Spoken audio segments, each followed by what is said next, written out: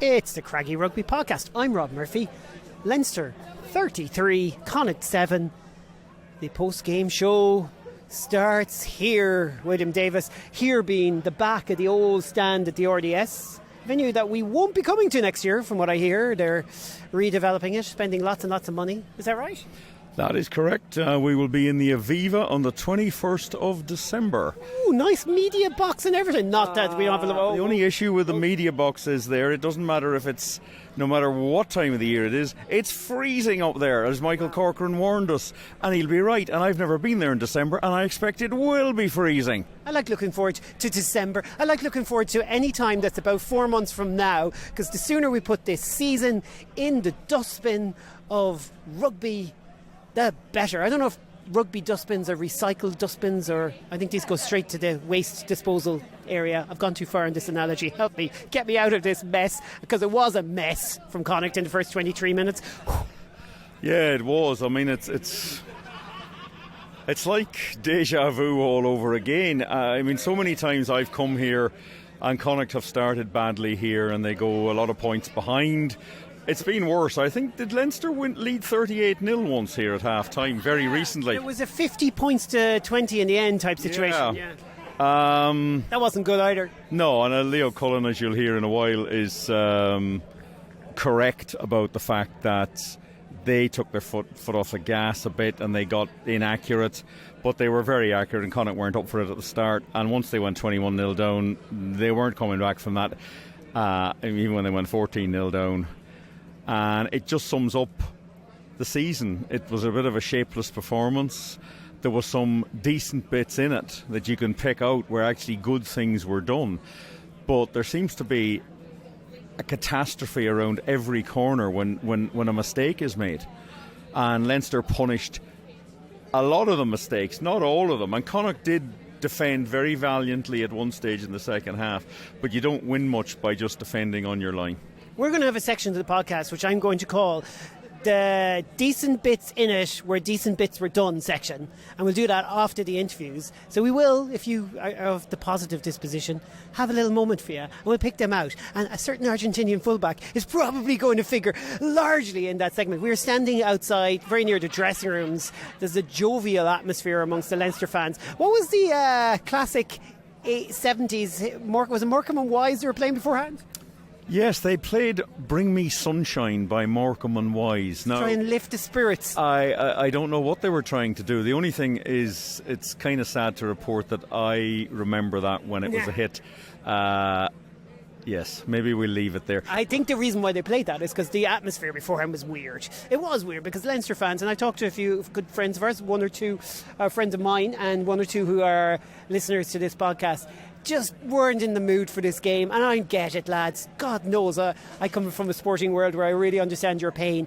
And I think that was kind of around the place. But there's nothing like a good solid beating of an opponent to pick the spirits up. And they're all in good form now. Yeah, they should be. I don't know that beating Connacht in that context is going to help them. They have a home quarter final next week. I think it's more therapy, just getting together and talking. They're in the tough place right now. Yeah, they are. Which is ironic considering they've given us such a beating and we're so far down from where we want to be. No, they are in a tough place, really. I mean, the URC is going to be tough because they have a home quarter final in the Aviva next weekend, and then if they're going to win it, they're going to have to go away for a semi-final and a final. Probably. Results pending. No, the results don't change it. I mean... Well, if Munster lose to Ulster, they're currently ahead of Munster. They are, but I don't think that'll happen. Although Glasgow only scraped past everything. You never know. But Munster, I think, are a team on the warpath. And they know if they finish top, they get a home quarter-final, home semi-final and a home final. I'd nearly go to Porky Queeve to watch that anyway. Look, you don't listen to our podcast for this kind of talk. You listen to our podcast for reaction to another really below par performance from Connacht. I see some great Connacht fans from Charlestown. Most of you don't know who they are. I see them down there. We'll be chatting to them in a bit, I'm sure. But anyways, while I go off to have a bit of chat to some very disappointed Connacht fans, you should listen to some very disappointed Connacht management and players. It is Pete Wilkins up first, chatting to me, and after that you're going to hear from Jack Carty. Pete Wilkins, for the last time this season, unfortunately, Pete, it was a huge ask, and the feeling was it was probably going to be too much for Connacht, and that was clear early on. It must be really disappointing to know that this game was kind of gone from Connacht as early as the 23rd minute.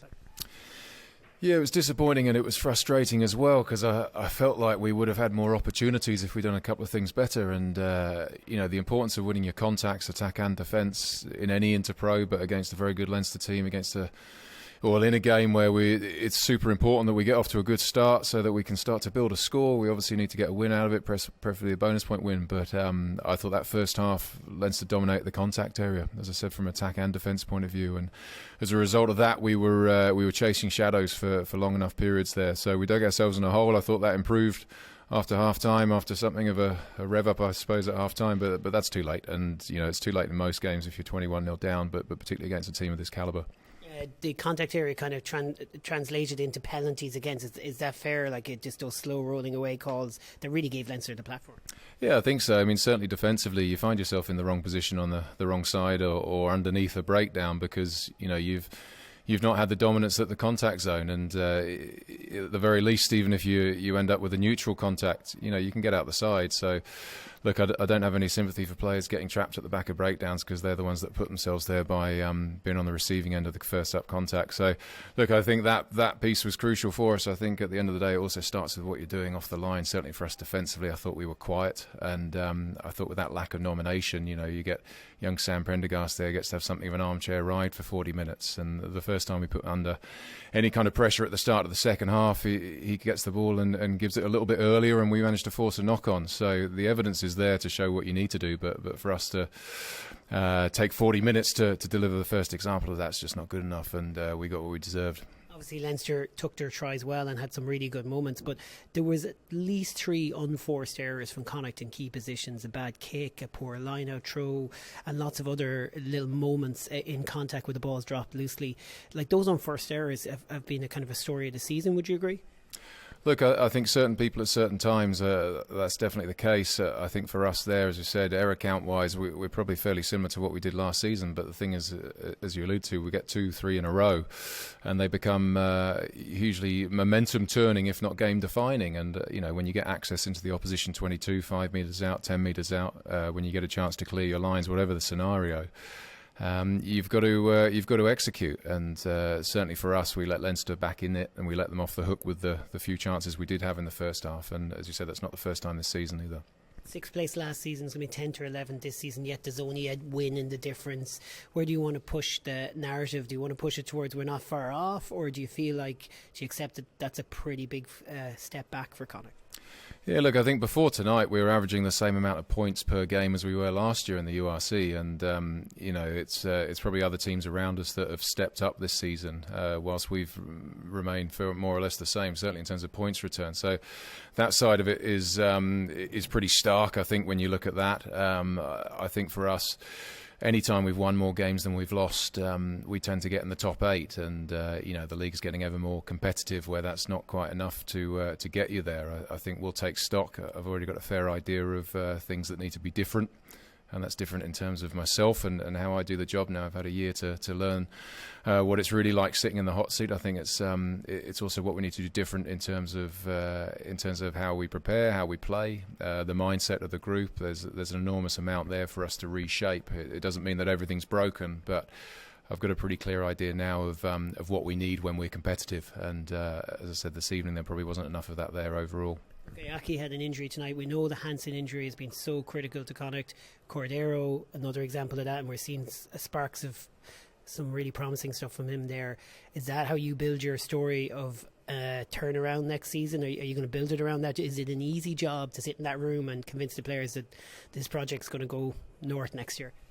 Look, I think in terms of the convincing of the players, standing down there in the dressing room just now and addressing them, and I shared my disappointments in terms of the performance tonight as I did at half-time, and they acknowledge that and they own that, but it's actually them that are pointing out their, how close we are in terms of some of the performances, but also some of the errors that have broken the momentum that we were starting to build. So I certainly don't think belief's an issue there. I think what we saw tonight, as you mentioned, some of those guys who we haven't had much rugby out of this season, they are game breakers, and I think it's really important for any team to have their game breakers available. We certainly rely on that especially. But I think also you're looking at character. And tonight, I think there are individuals that absolutely stood out. When you look at your Connor Olivers, your David Hawkshaws, thought young Shane Mallon making his first appearance, Santi with his first start there at fullback.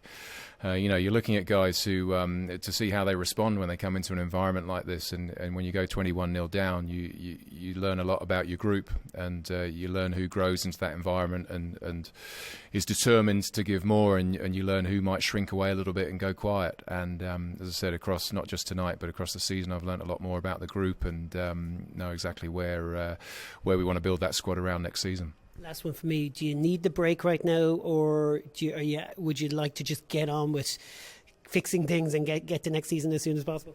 Look, if I could start pre-season tomorrow, I absolutely would, and that's not me just trying to be stoic about it. As I said, I'm full of energy, I'm full of determination. I just want to get on with it. My wife would be disappointed. I get a kick under the table every time I say that, but and I think the players and I think the other staff are ready for a break. In fairness, it's been a long season. For me, I've got the learning now, the frustration, but also seeing what's worked for us this year, and ultimately, I want to get on with making that happen and bringing it to life. Jack Carty, season-ending defeat today. First and foremost, it wasn't meant to end like this after last year's semi-final. The ups and downs of rugby, I guess. Yeah, I think the game there this evening probably kind of typified our season. There was some really good elements in it, and then obviously the start that we had, I had a lot of error in the first half, other players had a lot of error, and I think it just kind of a bit of a flattener to kind of the way we finished, I guess. Just listen to your coach Pete Wilkins talking to the wider press, and he was saying just too many games this year we just haven't been hard to play against. As when we have good seasons, it's consistently a case that we are a hard team to play against, and that's something we're going to have to work on. Do you share that feeling? Yeah, I think that's pretty fair assessment from Pete. Look, any of the games that we've done well with down through the years, it's been that kind of horrible to play against. When teams will be finished, we'd suffocate them, and I think it's not happening for long enough pockets probably in games, and that's something that we're going to probably have to look at over the summer and kind of see how we go about rectifying it. It's one thing I've noticed is you're trying things. It's high octane, but it just seems to be you're getting slapped in the face. Munster was the same. You're on the attack. Things are going well. All of a sudden you're back in your own 22. That's happening far too often, isn't it? Yeah, certainly. I think today probably was one of the better ones. But in terms of our probably skill and our skill execution, it's probably let us down in certain areas. And when you're playing, you're trying to play a positive brand of rugby, you have to be accurate, or you're going to be having a lot of turnover and then end up defending. I think you can see there today, we'd break into the opposition's 22 or into their 30, and we'd do a soft turnover and we back defending our own 22. So we make it very difficult for ourselves to capitalise in terms of the stuff we do when we get into the 22. We can be effective. I think up until today we've been good we had good bank entries and capitalise on it, but today probably wasn't to be there. They went in, they had 3 entries in the first half, they scored 3. We went in 3 times, we came away with nothing, and it's just they're the margins that you're playing at this level. Jack, you've had a brilliant career so far, and you've had ups and downs, so you're well able to talk about these things, but JJ's got injured, you've had to play a lot of minutes. Do you feel like you were short of your best or short of your fullest fitness in the last few games? Where is your game at now, and how's this break shaping up for you? Do you need it? Yeah, look, it's been probably a bit of a strange one. Obviously wouldn't have played that much rugby kind of throughout the season, and then kind of came to the last few games, and I wouldn't have had the impact that I would have liked. In comparison to probably the years gone by, it's probably been my most disappointing season to date, which is obviously massively disappointing. So it's gonna have to obviously take a step back and kind of look. Don't know how many more years obviously playing. I've another year left, so I'd want to be kind of making sure that I finish in have my best season with Connacht next year. But it's going to be a lot of obviously self-reflection on why were the reasons that maybe I wasn't firing as I well have been on other seasons. You're in a good position maybe to just quickly talk about this as well. We're only a few minutes after the end of the season, but what you were trying to do as a team, do you feel like there's a bit of back to the drawing board, or would you be reassuring people that you feel like you're on the right track with the way the team are trying to play at the moment? Well, I think there was snippets today in terms of our attack that when we got the ball to the that final 10 metres, we're obviously playing the last few weeks we've played against kind of suffocating defences, and I think today we saw that once we got the ball into them last kind of 15 metre corridor, we actually were quite dangerous. I think we have to be pragmatic in terms of what we're trying to do with the ball. You know what I mean? There's no point trying to hold on to the ball for long periods, and then, as you saw today, turning, coughing up ball, and then we're back defending because we burn so much fuel. As the fact we don't have the biggest bodies as well. So I don't think it's back to the drawing board. I think it's about maybe refining one or two things which we've started to try do. But you know what I mean? I think when we get back to pre-season, I'm sure that Pete and the coaching staff will have looked at all that and we'll put a plan in place to go and attack next season. Obviously, fans would love to see Hansen back, Aki back, everyone fit, and they're delighted with Cordero. There's something to be excited about with the likes of Cordero there. There was a few really great moments, wasn't there?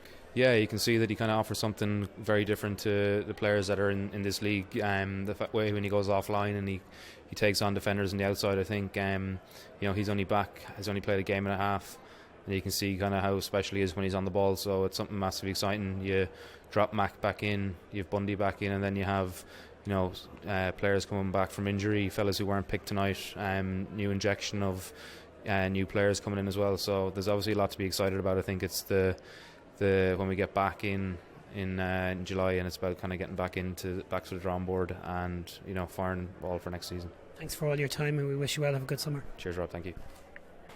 And before the interviews are done, let's talk to Leo Cullen, or William.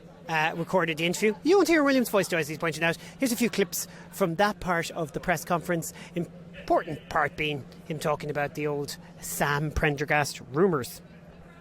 Listen, the lads were good. I thought, a very short week that we've had. So we only really had one proper training session. So cohesion was always going to be a bit of a challenge. But listen, overall, started the game with good intent.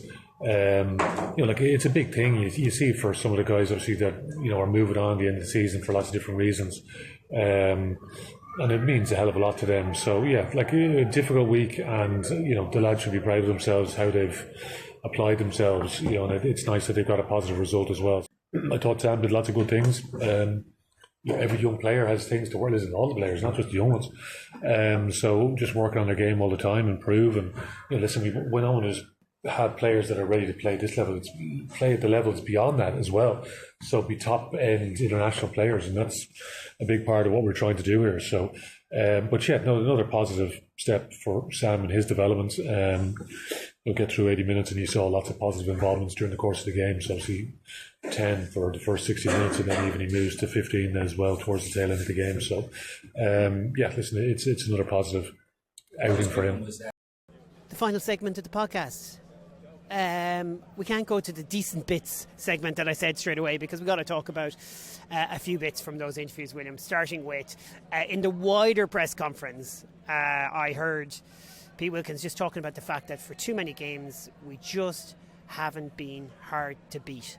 We haven't made life tough on the opponents, and I put that to Jack Carty, and our listeners will have heard him agree with that. And I think in fairness, Pete Wilkins' press conferences over the years have become more and more just informative and kind of like revealing at times, which is what you want from any interview with a coach. And I thought it was a telling phrase and a way of putting it, and I thought it just made me think about it. Yeah, that's exactly it. Right now, Connacht do need to go back to basics a little bit, don't they? Yeah, they do. They need to go. They're going to have a lot of thinking done. Look, last season, when we left this ground on the 1st of January 2023, they were 4 wins and 7 losses, and the season looked doomed. But they won 6 games, they got into the quarterfinals, and they won their quarterfinal, and they got into a semi-final.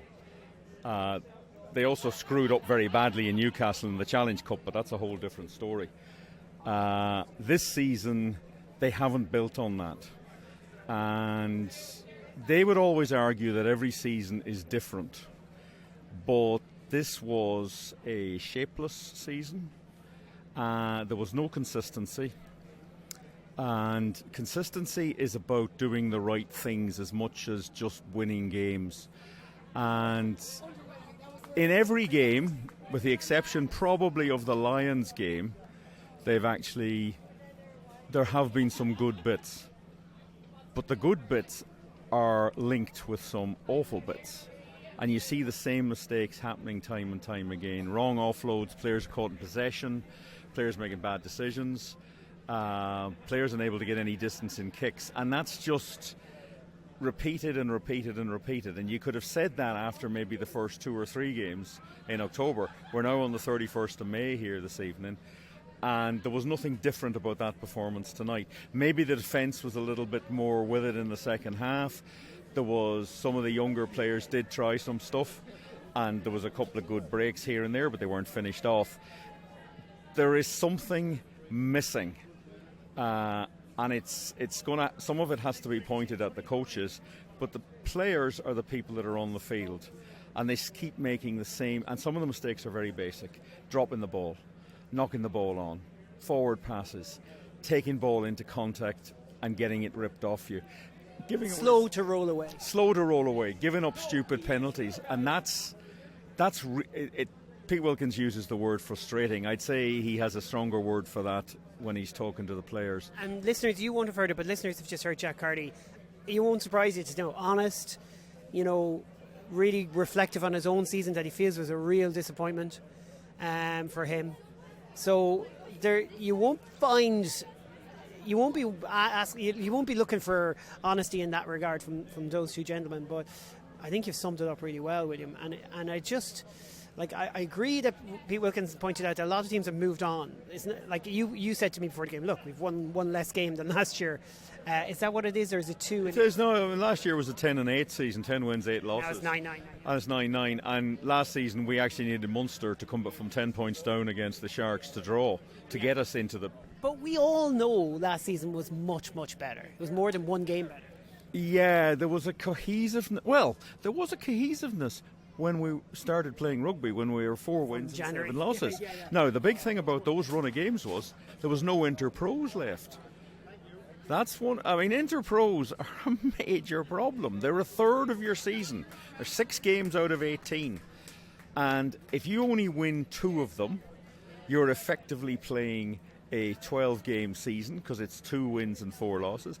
And to get to 11 wins with 2 wins in the inter-pros, you got to win 9 out of 12. There's very little wriggle room. Our inter-pro performances are just not good enough.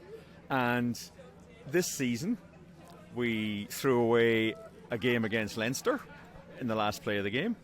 We threw away a game in Treviso on the last play of the game. That's 6 points down the toilet. And we should have got a draw in Edinburgh. And remember, if we get the draw in Edinburgh, we get 2 points and so do Edinburgh. But we got 1 point and Edinburgh got 4. And that's the way the table works. No, they call it a championship. To me, it's a league until you get into the knockouts. I keep repeating that. If you look at the league tables, bar the championship winning side, we don't finish ahead of the other provinces. And,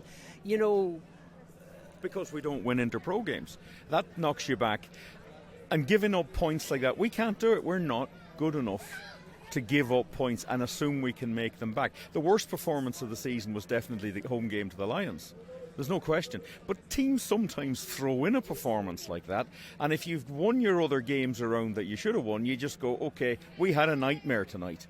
I remember, I think Leinster went down to play at Munster and they lost 40 points to 10 or 12. They just had a night where Munster just ran over them.